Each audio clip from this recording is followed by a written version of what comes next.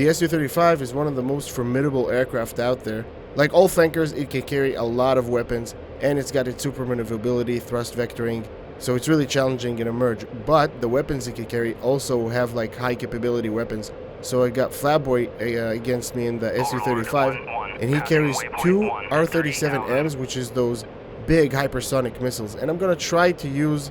Oh, and he has more 77-1s and 4 Fox 2s. So I'm gonna try to use the flanker tactics against him. Now hopefully it's gonna work. You see that flat terrain to my right? I'm gonna try to drag him out in the open. Like basically deny his ability to avoid me in the mountains and whatnot.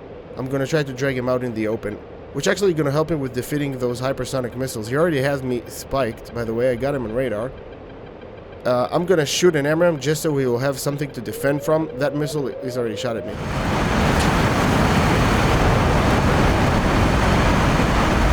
That missile is not going to be dangerous, but I'm going to give him a Fox 3 just so he will have some missile notification, so he will need to react. I'm going to give him a Fox 3. There we go, and now I'm going to crank to the right.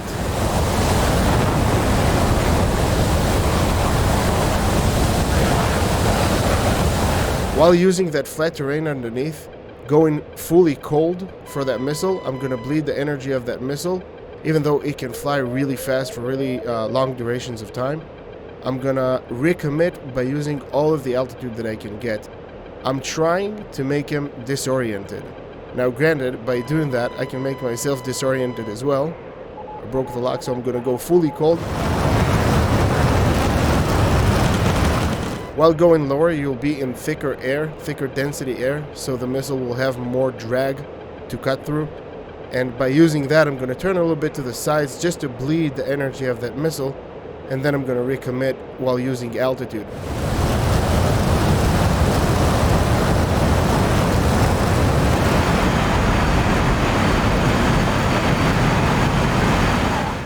Now I'm going to recommit, and I'm going to climb as high as possible, trying to keep it as fast as possible. I'm going to keep my fuel tanks to the very last moment because I'm going to burn a lot of fuel on that one. Hopefully I defeated the missile. I'm pretty far, so that looks good. There we go, got him on radar.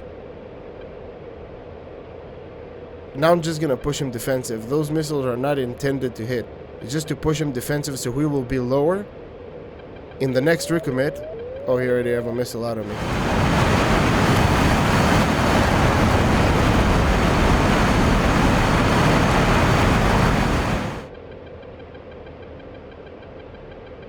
I'm going to give him another Fox 3, just so we'll need to defend something. Fox 3 on the way, and I'm going to crank again to the side.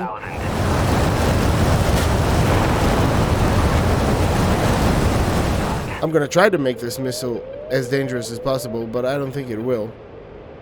So I'm going to crank a little bit to the side, keep him on the gimbal limits of the radar. Oh, already broke the lock, so let's go cold.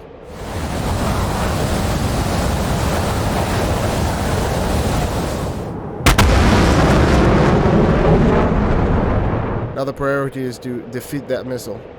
So doing the same thing again, I'm going to try to keep it as fast as possible to recommit. To make him disoriented is not about not only where I'm at, even though he has data link. It's to make him try to find me by operating his radar, and the ranges between us and the altitudes between us are going to constantly change.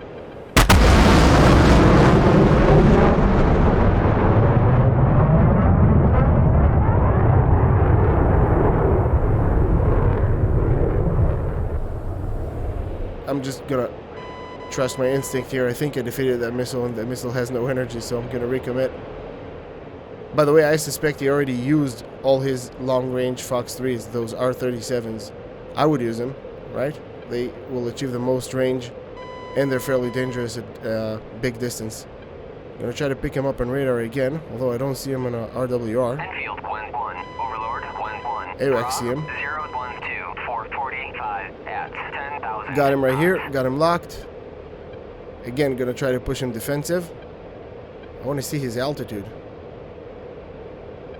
You see, He's not recommitting that high. I'm gonna use that. So I'm gonna give him another Fox 3 to push him defensive. Actually gonna push a little bit to make that missile as dangerous as possible. He's not recommitting as high. I'm gonna use it. I'm gonna recommit even higher if I'll be able.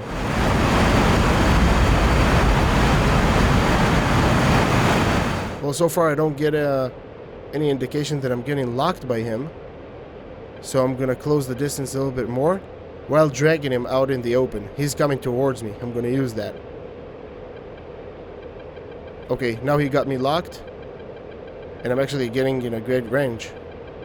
There we go. Good parameters for the missile. The Fox 3 is on the way. And now I'm gonna defend again.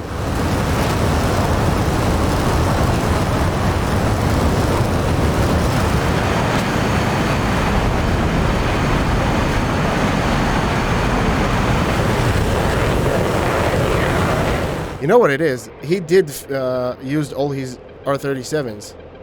Now he's using the 77-1s, which are kind of equivalent to the AMRAAM. That's why we kind of spiked each other at the same time. That's why he spiked me only that late. I would assume shot at me as well.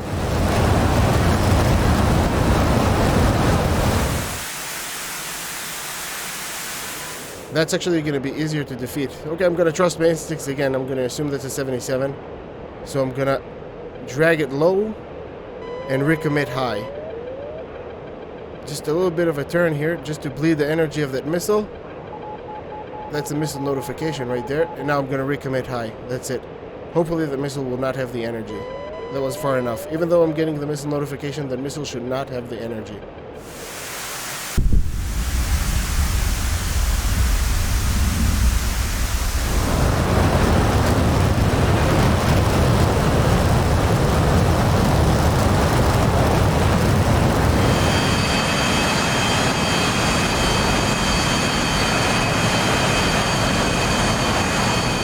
I'm gonna try to get as high as possible. He's obviously defending an AMRAAM that I gave him, which was a fairly dangerous one.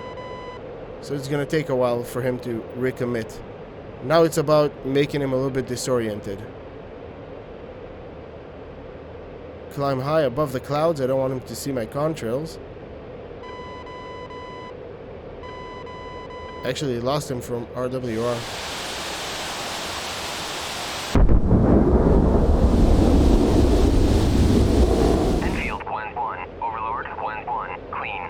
What? Yeah, the AWACS probably doesn't see him. I don't think it splashed him.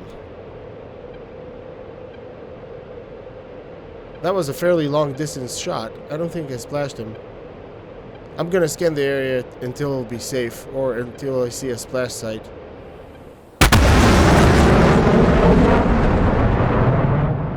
But I don't see him. I really need AWACS to help me out here. I don't see RWR, and I don't get... I'm gonna climb even higher. If it's down there, I'm gonna climb even higher to achieve better... well, disorientation, I guess, but I feel like I lost situational awareness.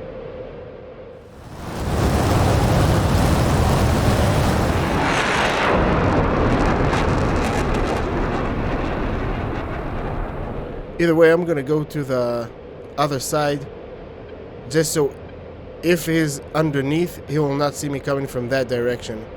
Like, I already kind of passed him. And I'm gonna stay here out in the open, high above. And I need to get out of those contrails.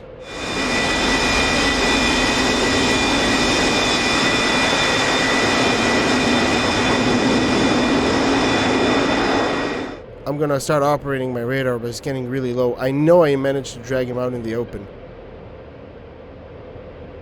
Oh no, contrails. Overlord, that's not good. 1-1. In field, 1-1. Request bogey dope. Okay, I'm just gonna scan a little bit here in the radar just to be sure. Field 1-1. Because I didn't see a Overlord, splash, I 1-1. didn't see smoke, I didn't see anything. Oh, I might have just splashed him.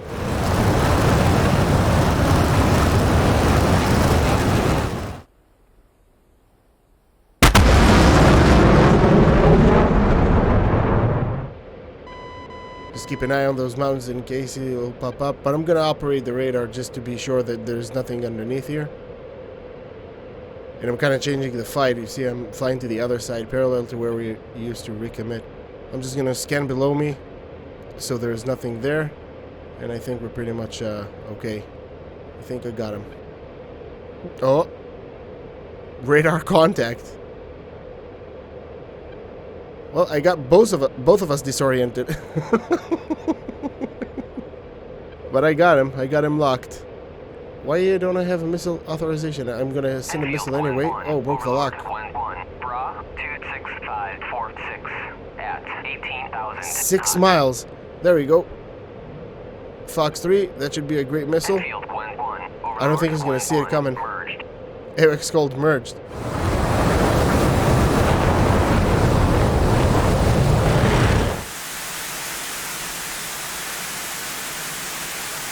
Alright, there we go, in the contrails right there. Okay, I'm gonna get ready to emerge. How is he still alive?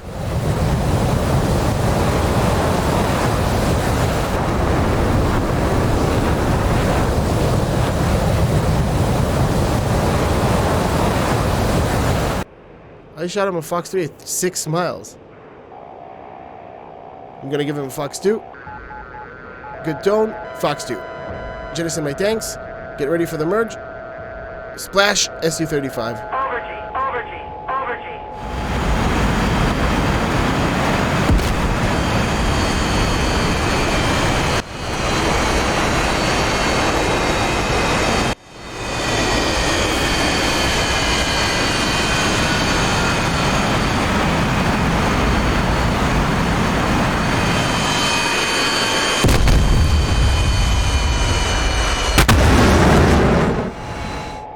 Ooh, I didn't jettison my tanks. I thought I did.